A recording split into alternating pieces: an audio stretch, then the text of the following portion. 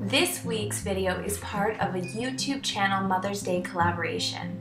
We've partnered up with great channels like Entertaining with Beth, Weelicious, Danny Spies, and more to bring you a Mother's Day inspired recipe set like lemon ricotta pancakes, a brunch punch, and our very own gluten-free lemon layer cake.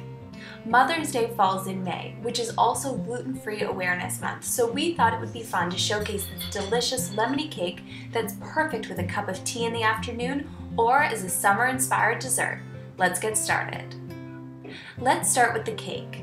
In a large mixing bowl, add the brown rice flour, coconut flour, tapioca flour, potato starch, granulated sugar, salt, baking powder, and xanthan gum.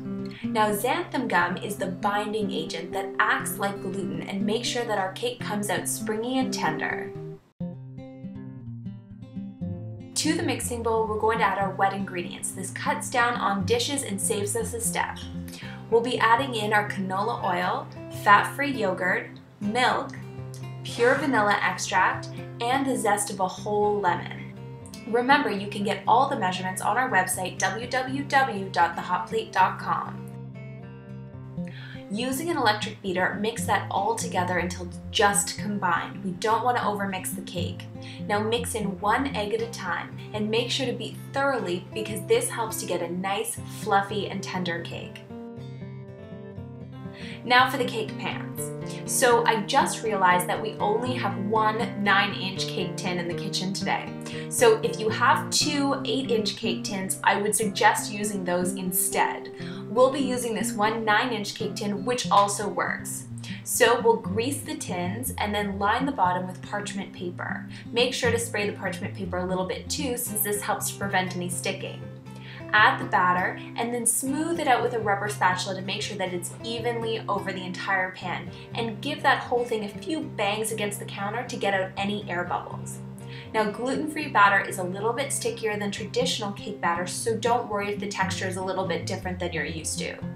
To bake, place the cake tin in an oven preheated to 350 degrees Fahrenheit.